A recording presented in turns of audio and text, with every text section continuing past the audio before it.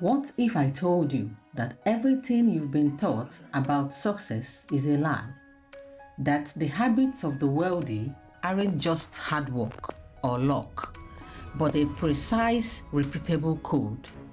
A code so powerful, it's been hidden in plain sight, whispered in the ears of kings, conquerors, and self-made titans for centuries. Tonight, we crack it open. This isn't motivation. This is a masterclass in intellectual warfare. Because the world isn't run by money, it's run by minds. And right now, your mind is being outmaneuvered. In 1983, a young Jim Rohn stood before a room of hungry dreamers and revealed a secret most would ignore.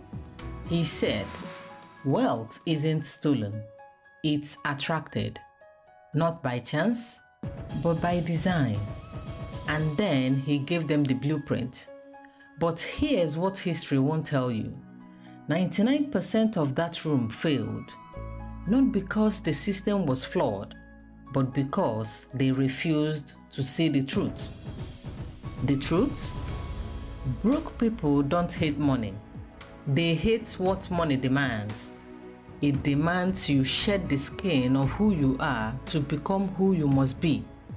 It demands you trade excuses for execution. It demands you stop asking for permission and start declaring war on your weaker self. So let's settle this tonight.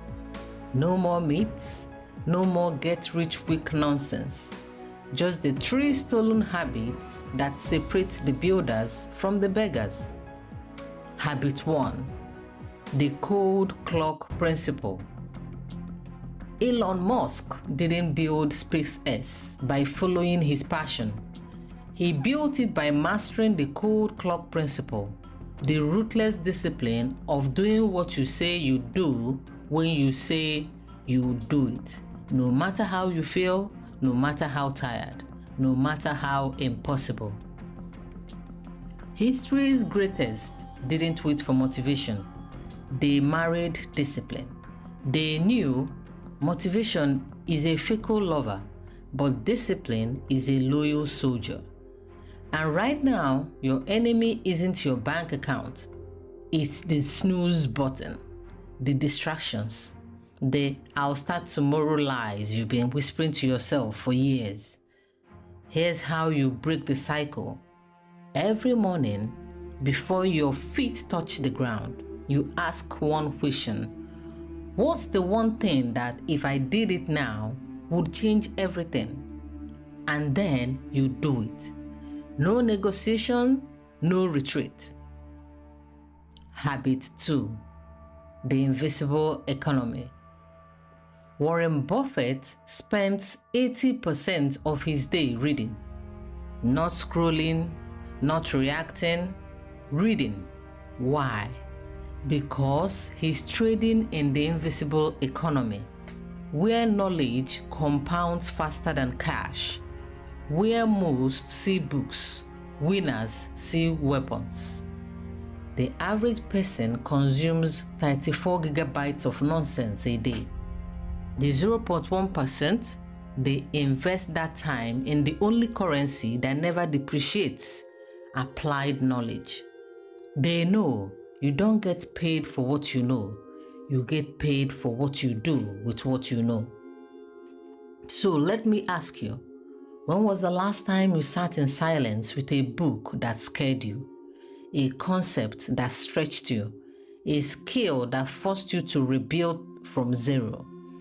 If your answer is "I can't remember," congratulations, you've diagnosed why you're still stuck. Habit number 3. The Reciprocity Furnace. Andrew Carnegie didn't die the richest man on earth because he hoarded. He died rich because he mastered the Reciprocity Furnace, the law that says value given equals value returned, but never in the way you expect. Most people give to get. Legends give because it's who they are. They plant trees whose shade they will never sit under. They solve problems before being asked. They build bridges others won't cross for years. And then when they least expect it, the universe repays them tenfold. This is the habit broke minds hate most because it requires faith, patience, the willingness to sow in storms and trust the harvest will come. But here's the secret Carnegie took to his grave. The Reciprocity Furnace never fails. Only quitters do. So here's your choice tonight. Keep pretending you are one day away from changing, or steal these habits like your life depends on it. Because it does. The clock is ticking. The world is watching. And destiny favors those bold enough to reach for the forbidden fruits of greatness. So tell me, what will you steal first?